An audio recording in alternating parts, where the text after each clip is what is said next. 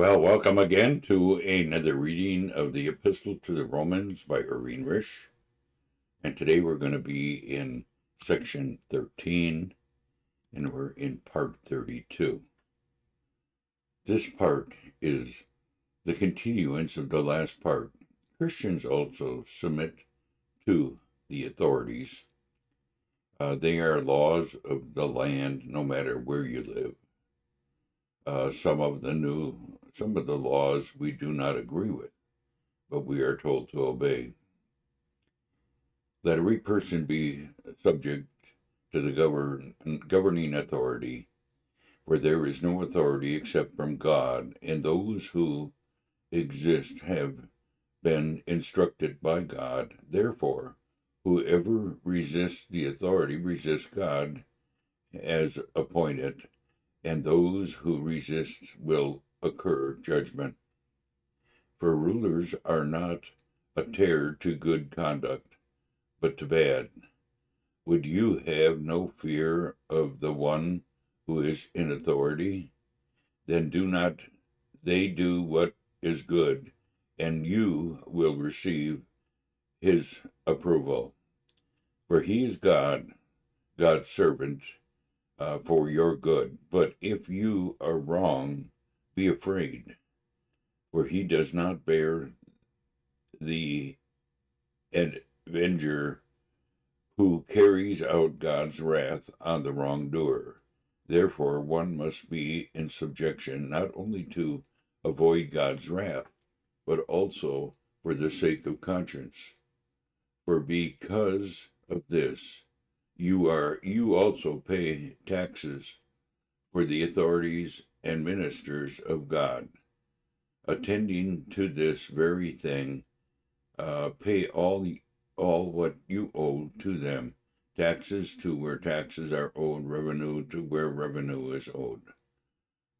Respect to the respect is own, honor and to honor own.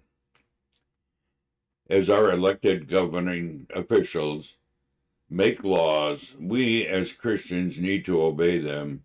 As Christians, we should never get a speeding ticket. Yes, we will slip sometimes, but we should endeavor to keep the law. We are to be in subjection to all authority. We think we elect them, but God instituted all authority. He is involved in world affairs. You might say, what about dictators or evil leaders? He sometimes allows them to take power. He has his reasons. Take Pharaoh, for example. It was to show God's power and glory. It tells us here that all authority and ministers are of God. It tells us to pay our taxes, even if we feel it is not fair. I think I pay too high a property tax, but I pay it. I also believe we need to stay out of debt. Before I was a Christian, I owed a lot of back taxes, and almost was more than I could make in my lifetime. What I did was sit down and write a letter to the government, telling them that I had become a Christian and I wanted to pay the back taxes. But I also told them my situation. They got back to me and had me fill out a lot of forms. Ultimately, they reduced the taxes to a nickel on a dollar and eliminated the penalties and interest. It was still a large amount, but could take out a loan and pay the taxes, and I got the loan paid off as well. Yes, I prayed about it, and this is what God answered. Part 33. Again, this part flows from the previous part. Fulfilling the law through love. If you are thinking of others in love, you are fulfilling the law. Owe no one anything except to love each other, for the one who loves another has fulfilled the law.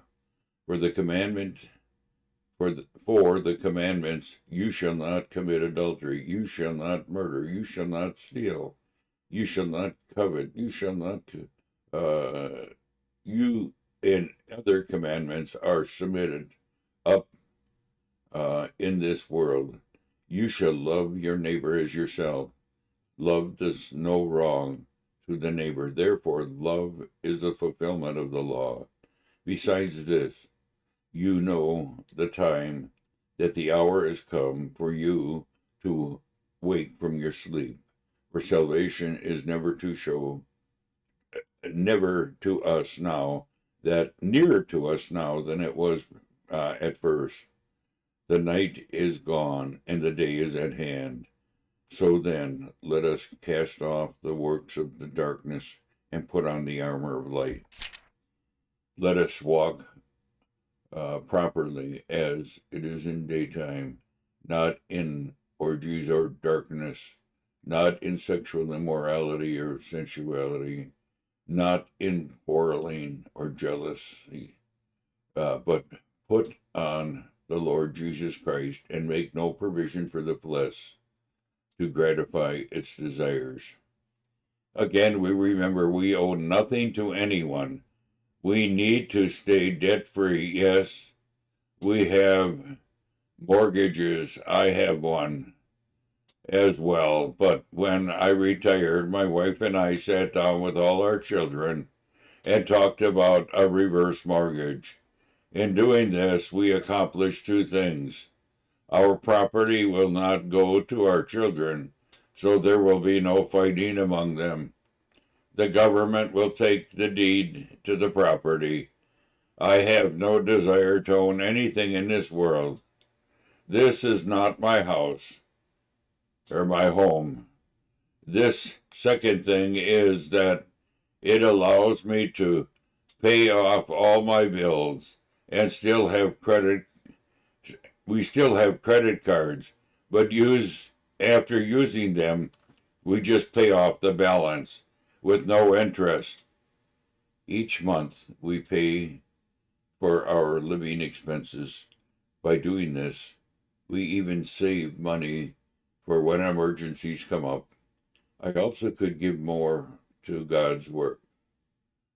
I don't have to list all the commandments found here, but they are all fulfilled in love your neighbor. Time is on our side, for salvation is never to us now nearer to us now than when we first believed. What a great thought. Looking at the time of the day, the night is far gone, and the day is at hand. We have this glorious bright future, no more darkness, no only light. So let us cast off the works of darkness and put on the armor of light. As we see the day approaching, let us live clean and holy lives before God and His Son Jesus Christ.